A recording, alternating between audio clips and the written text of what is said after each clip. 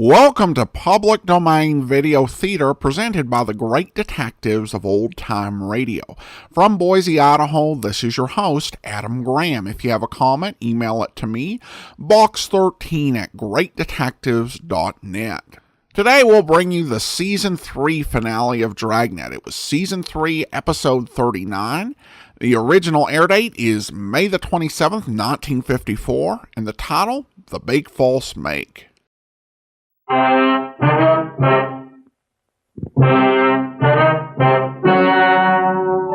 Ladies and gentlemen, the story you are about to see is true. The names have been changed to protect the innocent.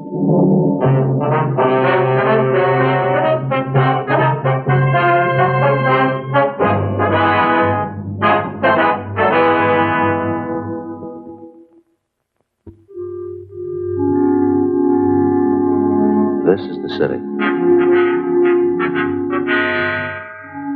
Los Angeles, California. I work here. I'm a cop. It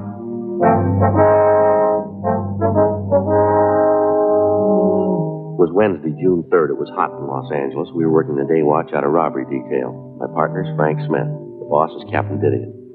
My name's Friday. A suspect had been apprehended. We had a positive identification from the victim. We had to investigate.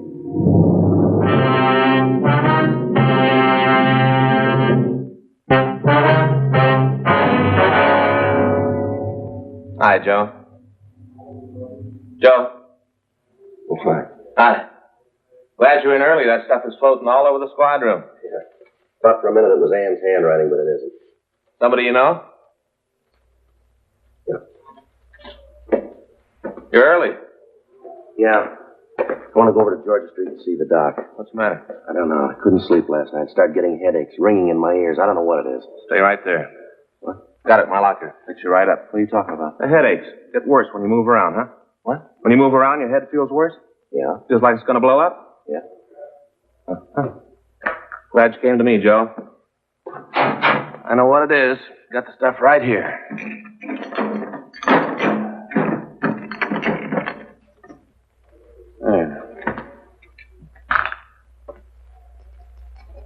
There we are. Take 2 of those. Fix you right up. What is it? Salt. Salt. Salt. That's your trouble. You don't get enough salt. Same thing happened to me last summer. Ever since then, I keep a bottle of salt tablets right in my locker. Always ready. Take 2. Fix you right up. All right, you got a penny? What for, a cup? Yeah. That's something else, Joe. We're not going to drink that water anymore. No? Nope. Bought a whole case of this just for us. You can drink it right out of the bottle. What is it? Poland water. Right from the spring. Real water. You can read right here on the bottle. Poland Spring, Maine. Fix you right up. Well, maybe I ought to wait until I see the doctor, huh? Joe, believe me, I know what's wrong. Happened to me, same thing. Salt. That's what you need. Your body's screaming for salt. There you are. Poland water and the pills. Go ahead. Well, now, look, Frank, I really appreciate it. Really, I do. But I think I ought to see the doctor, huh? Joe, don't you trust me? Well, yeah. Take the pills. Salt. Salt. Here, take it. One at a time, all right? You know better than that, Joe. I just thought I'd ask. You're the doctor. One at a time. Doesn't make any difference with pills, Joe. Doesn't it? Lots of water. Now, that wasn't bad, was it? No, that's good water. Now, if the headaches don't go away, we can drop by Georgia Street and see the doc. Well, let me have that bottle, Joe. Cap it up. Keep it fresh for us. Wait a minute. Yeah? Want those? Always ready.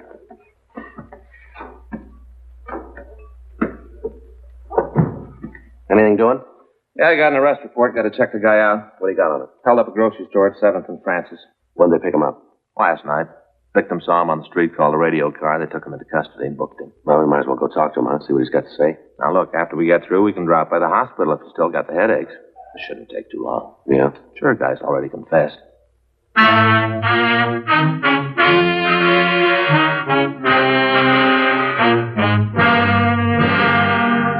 ran the name of the suspect, Thomas Stanford, through R&I, but we found no previous criminal record for anyone of his description. 8:20 a.m. We drove over to the main jail. We went up to the second floor and signed in. Stanford was brought from his cell, and Frank and I took him to one of the interview rooms. We gave him a cigarette, and he started to talk. Yeah, I did the robbery a week ago yesterday. Mm-hmm. A few things we'd like to check here on the arrest report. Sure. I'll get this over with.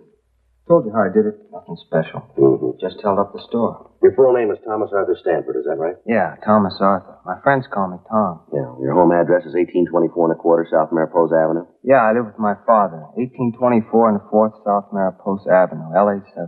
What's your father's name? Arthur. Same as my middle name. I was named after him. You employed? Not regular. What do you mean? Well, I don't have a regular job like in a factory or in a store. You see, I'm a gardener, and I work for different people. Can you give us a list of the people you work for? Sure, if you gotta have them. Just routine. Oh, yeah. I'll give them to you. You want to tell us how you committed the robbery? Yeah, I'll tell you. There isn't much to tell, though. Pretty simple. I went in and held the place up. Took the money. That's about all there is to it. Were you armed when you went into that grocery store? Yeah, I had a gun. What kind of a gun? .32 automatic. Had 8 bullets in it. Where's the gun now? Threw it away. Where? One of the ponds up in Ferndale. You mean Griffith Park, huh? Yeah, just a little up the canyon there. You want to show us where it is? Sure. All right. Now start right at the beginning. Tell us all about the robbery, exactly what you did. Why do you have to know all that? I told you I did it. We gotta have it for the record. It's just routine. You guys do a lot of things just routine, don't you? Yeah, that's right. Quite a bit. Was there anybody in the store when you went in? Just the woman that owned the place. I guess she owned it. The way she carried on, you'd thought it was her own money I was taking. Yeah. I took out the gun and told her it was a stick-up. Said for her not to cause any trouble. What'd she say to that? That's when she got all hacked and started to yell. What'd you do? I guess she figured I meant what I said when I told her to shut up. Anyway, she quieted down. Then I told her to get into the back room. They got this little back room where they keep the empty Coke and beer bottles. I told her to get in there. Did she?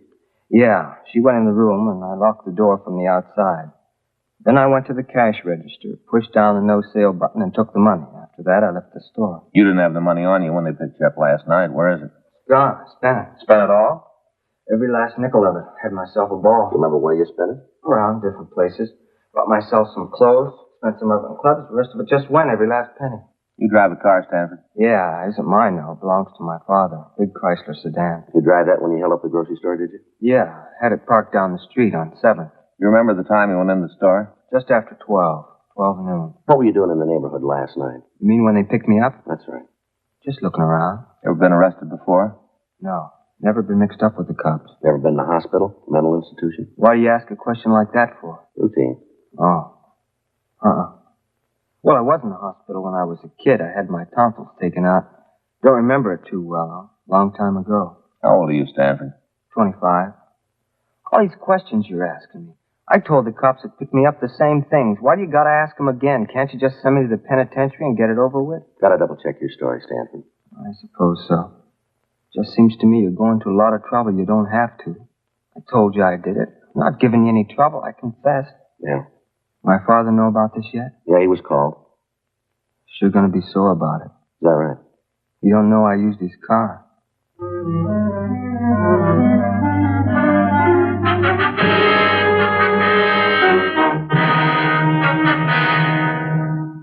"9:15 a.m. We checked the suspect out of the main jail and we took him over to the store that had been robbed. While Frank waited in the car, I went in and talked to the victim, a Mrs. Alice Kenwood. I told her we would bring the suspect into the store and ask him several questions about the robbery. During that time, we wanted her to observe the suspect so that she could give us a positive identification. She agreed and said that she would do anything she could to help us in the investigation. Miss Kenwood, this is my partner, Frank Smith. How do you do, man? What are you bringing me here for? What are you trying to prove? I'd like to have you explain a few things for us. I told you all I could. I said I did the robbery. Isn't that enough? A couple of things we'd like to clear up here. What things? I told you how I did it. She'll tell you. That's the woman I held up. She'll tell you it was me. She should know. She's the one who turned me in. How about it, Miss Kenwood? He's the one, all right. I'd know him any place. Isn't that enough? What more do you want? I'd like to have you show us how you came into the store, what you did while you were in here. You mean the whole thing? Yeah, from the time he came in the door. All right, if you take these handcuffs off, I'll show You you. can show us with them on. Okay, it's got to be that way, but it's going to make it tougher. Go ahead. Well, I came in that door there, and I walked over this counter. She was standing behind You it. mean Miss Kenwood here? Yes, sir. She was standing behind that counter. I walked over to her, showed her the gun, told her it was a stick-up that I wanted the money. That's right. He pointed the gun at me. Thought he was going to shoot. Go ahead, Stanford. Well, she started to yell. Told me to get out of the store. Certainly I yelled at him. Think I want anybody coming in here waving a gun around? My husband was here, he'd show you good. See what I mean? Never saw a woman that can yell so much. Go ahead, Stanford. What'd you do then? When I told her if she didn't keep quiet, I'd have to shoot her. Then I told her to get in the back room. Now, just hold on a minute. He's not only a thief, he's a liar, too. Ma'am? It's not what he did at all. What do you mean, Mrs. Kenway? He didn't tell me to get into the back room. There ain't any back room. How about that, Stanford? You gonna listen to her? I'm the one who did the robbery, not her. I guess I ought to know what I did. What's this back here, Miss Kenwood? It's a space where I keep empty bottles. It goes right out onto the alley. Uh-huh. You see? That's where I put her. That's where I told her to stay. Now, you said you locked the door, too, didn't you? There's no door there. I got confused. Don't make any difference. I put her back there and told her to stay there until I got out of the store. That's a lie. You did no such thing. You told me to get down on the floor and cover my face. Then you went over to the cash register and you took the money. I didn't move. I didn't want to give you any trouble the way you was waving that gun around. It's wonder you didn't try to kill me. The way you're yakking it up, I should All have right, done. that's enough, Frank. You want to take him out the car? Yeah, come I on. don't see what you got to go through all this for. I told you I did it. Nobody believed you. Miss Kenwood, Yes, are you sure that's the man that held you up? I said it before. I'm positive. There isn't any doubt in my mind. Now, you heard what he said, how he said he robbed you. Is that the way it happened? Well, everything was the same, except for he said that he put me in back there. That wasn't true. He made me lie down on the floor right there. Told me to stay still for 5 minutes, not to move. He said that if I caused any trouble, he'd come back and shoot me. Yes, ma'am. I think he's crazy. Anybody who'd have a gun and wave it around like that, it's terrible. Wish my husband was here. He'd show that snip. He's in the army, you know, my husband. Mm-hmm. Awful thing, him overseas getting shot at and young punks like that roaming around the streets with guns threatening people. It's a terrible thing. Well, this is pretty important, ma'am. You're sure that's the man who held you up? How many times do I have to say it? I told you it was. He admits it himself. What more do you need? I don't know, ma'am. There's just something that isn't right about the whole thing. Doesn't make any difference. He's the man. There's no mistake about it. You just let me know when you want me in court. I'll be there. I want to see him get what's coming to him, every bit of it. Yes, ma'am, so do we, if he's the right man.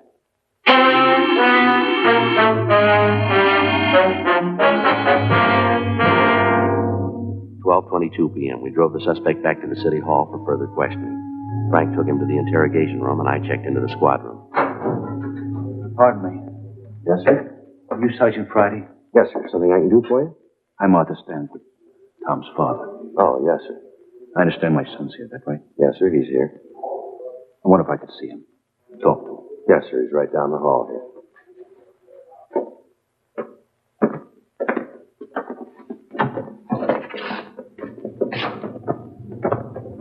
Right down this way, sir. In here. I wonder if I could have a cigarette. Yes, sir, sure.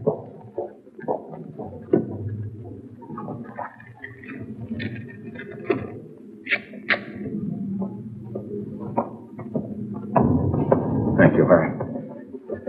I don't know what I'm going to say to him when I see him. Wish I had some time to think. Well, you don't have to go in now if you don't want to, sir. Wouldn't do any good to put it off. It'd get me easy with time. I might as well get it over with. What is it?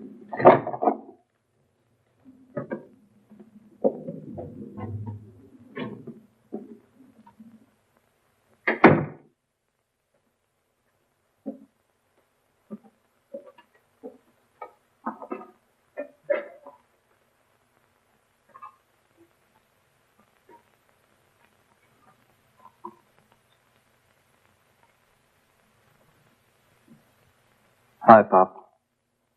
Why'd you do it, son? I did it because I wanted to. I wanted the money. I don't know any other reason you robbed somebody. I wanted the money, so I did it. You could have come to me. I'd have tried to get the money for you. You know I'd have tried. Where'd you get it? Where'd you get that kind of money? All your life, you've been grubbing for pennies. I don't want small money. I want to be rich, and I will be. All right, take it easy, Stanford. It's all right, Mr. Friday. I understand. You've been saying you understand all my life. I'm getting sick of it. As long as I can remember, you've been telling me to get out and do something on my own. Well, I finally did it, and now you aren't happy with it. You expect me to throw my hat up in the air because you're a thief? Ah, knock it off. I'm tired of you giving me lectures all the time. Talk never stops. All right, that's enough of that, Stanford. You keep out of this, cop. This is a family matter. Don't concern you. Between my father and me. Tell me why. That's all I want. Why? Tell me so I can face the neighbors. So I can tell them you had a reason. Tell them your son's a bum. They know that already. But that's not a reason to steal. It's good enough for me. They're not going to listen to you anyway. They've already made up their minds about me. They did that a long time ago. All right. Come on, Stanford. Let's go. Back to jail? That's right. Sure. Nothing else left to do here. Don't understand, never did. Let's go. One thing I'd like to ask first. What's that? Gonna Be in jail a long time. I have to live while you're gone. That's your worry. It always has been. I want to know what you did with those gardening tools. I'll have to have them to get along. I don't know. I left them someplace. You remember where? I need those tools. Well, I'm not sure. Maybe Mrs. Howard's. Maybe that's where I left them. Oh, over on 12th? Yeah. I did a place last Wednesday. Guess I forgot to pick the stuff up when I left. Must still be there. I'll go over and get them. Just a minute. You said you did some gardening work for this Mrs. Howard last Wednesday. That'd be a week ago yesterday, is that right? That's what I said. Any idea what time you were there? Most of the day. Got there about 10 in the morning, left about 4 in the afternoon. I was in a hurry to get away. That's why I forgot the tools, I guess. You leave the place at all during the day? No, not until I finished. What are you trying to prove with all these questions? About the robbery, Stanford. Yeah. If you were at the Howard woman's house, how could you have held up that grocery store? Well, it don't make no difference. I don't have to explain it to you. You're wrong there, Stanford. Is that right? Too many things don't add up here. The way you confessed, the differences in your story about the robbery. Now, this thing about you being at the Howard house. I don't know why you're lying about this, Stanford. Yeah? But we're going to find out.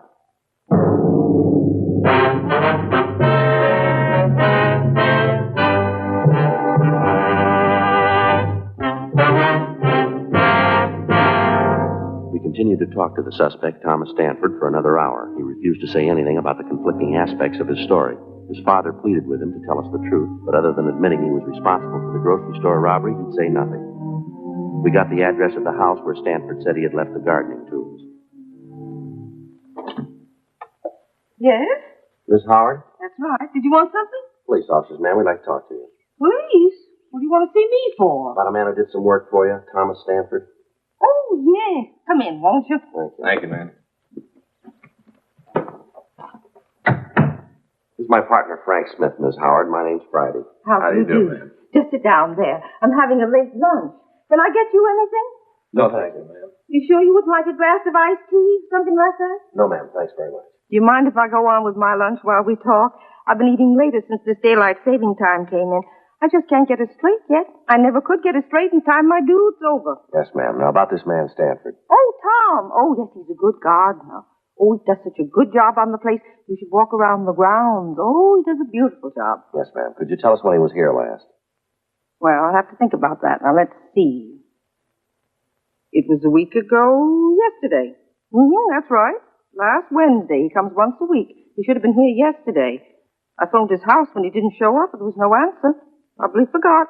He's very forgetful, you know. That right? Oh, yes. Take the last time he was here. He forgot all of his tools. He walked right off. He left them on the lawn. Had to take them all back to the garage.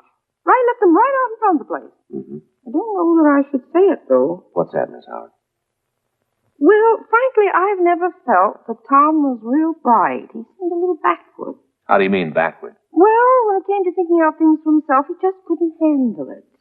If you told him to do something, he'd do it. And he'd never vary from the way you told him to do it. Yes, ma'am. But I asked him to figure something out, and he was just dead. Seemed like the motor was going, but he couldn't get the clutch out. Do you remember what time he was here on Wednesday? Well, let me see. It was about 10 o'clock in the morning. It was right after that radio program about the Friends. I'd just been listening to that when he got here. And it goes off at 10. Have you ever heard it? No, ma'am. Well, you should listen sometime. They do it in New York. It's all about friends. These people tell why they need a friend to help them out of trouble. I listen every morning. Makes me feel pretty lucky. These poor people, I certainly appreciate what I've got when I hear what they have to say. Was Stanford here all day, ma'am? Yes, all day. He didn't leave until, let me see. Oh, I guess it was about 5 o'clock somewheres in there. Right before the 5 o'clock news. Just before that he left. Yes, ma'am. Well, is it possible that Stanford could have gotten away from the yard at all between 10 and 5? No. He was here all the time. I'm sure of that. All right, ma'am. Thank you very much. But what's this all about? Is Tom in some sort of trouble? It's just a routine investigation, ma'am. I'm going to give you one of our cards, Mrs. Howard, in case you should think of anything else. Thank you. Yes, ma'am. Michigan 5211, is that right? Yes, ma'am. Just ask for Robbery Division. That's extension 2511. It's right on the card there. I see. Poor Tom, all this trouble. It's too bad. Yes, ma'am. Wish this were New York. Ma'am? Well, if it were New York, we could do something for him. How's that? That program about the Friends. Yeah. Tom could sure use one.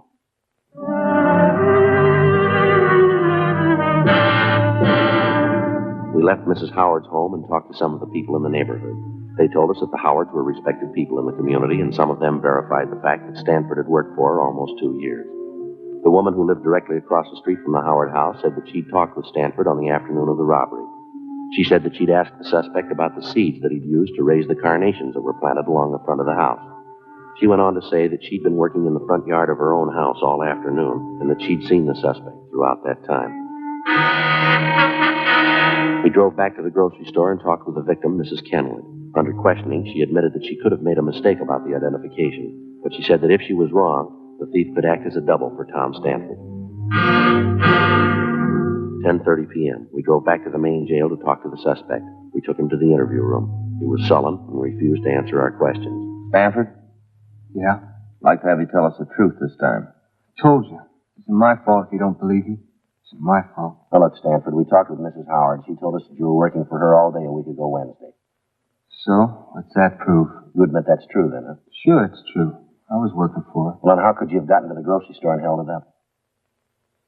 Stanford? I did it. I haven't got anything more to say. I did the robbery. You read much, Stanford? Yeah, sometimes. What kind of books do you like? Detective stories. Cops and robbers. You played cops and robbers when you were a kid? Sure. Who were you? The robber. Did you pick up tonight's papers? Yeah, I got it. Anything in them about me? I didn't see anything. Must have been something. Some story about me with my name. No, if it was, I didn't see it. Well, maybe it didn't look good. Maybe. There's got to be something. A picture, something. No. Well, let me look. Where'd you leave the papers, Frank? Left them out the desk. Well, get them, will you? Let me look. Sure. Pretty important to you that you're in the papers, isn't it? I just want to see them, that's all. Well, my partner will bring them back.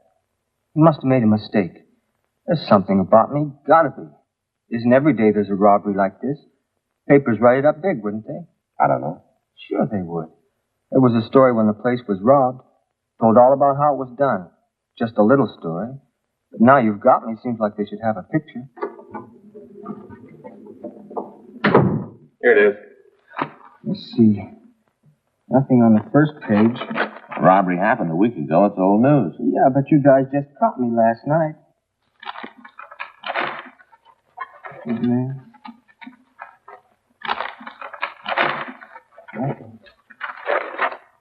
Nothing. One lousy word. Nothing. Does that make a difference? Sure it does. If there isn't anything in the papers, how are people going to know I did it? How are they going to know? They won't. But they got it, don't you see that? If they don't know that I did the robbery, there ain't no reason for it. No reason at all. What do you mean, Stanford? No pictures, no nothing. No one's going to know I did it. The way it looks to us, you didn't do it. There should be a story about it, about how I confessed. Maybe not a picture, but at least a story. Something. You didn't do it, did you? Stanford? Come on, you didn't hold up that store, did you? No. No, I didn't. I thought that I could get away with it.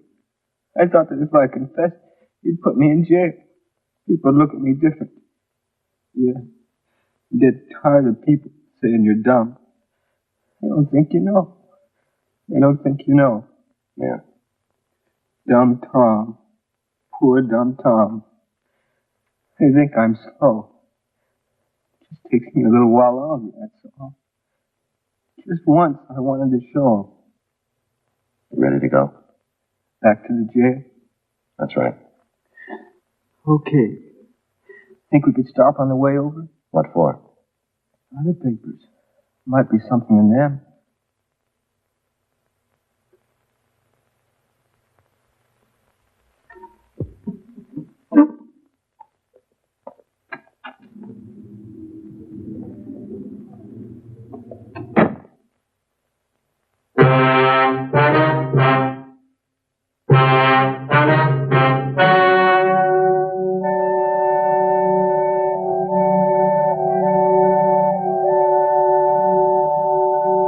On June 4th, a meeting was held in the district attorney's office, city and county of Los Angeles, state of California. In a moment, the results of that meeting.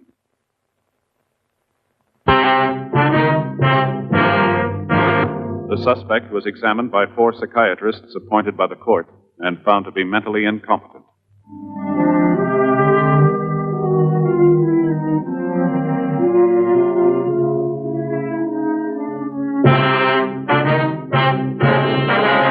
10 months later, James R. Rogers was apprehended while attempting to hold up a liquor store at the corner of 3rd and Temple Streets. While being interrogated, he confessed to committing the robbery of which Stanford had been accused. When the victim, Mrs. Alice Kenwood, was confronted with Rogers, she admitted that it was a case of mistaken identity. Rogers was tried and convicted of robbery in the first degree and received sentence as prescribed by law. First-degree robbery is punishable by imprisonment in the state penitentiary for a period of not less than 5 years.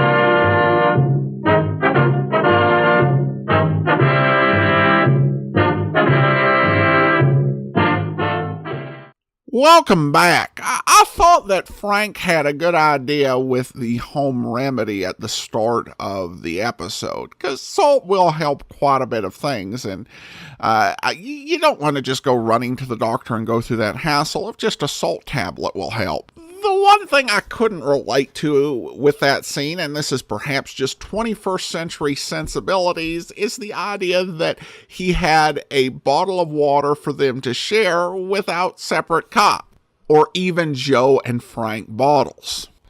So maybe folks in this era were a little less concerned with sharing germs. In fact, there was actually a radio show, Voyage of the Scarlet Queen, which ended with both the skipper and the first mate taking swigs out of the same bottle of whiskey. I found this case to be an interesting turnabout. Probably in most episodes of Dragnet, we see or hear them trying to find the evidence they need to convict an accused person. Here they're doubting the confession of somebody who came forward and, even had a positive identification.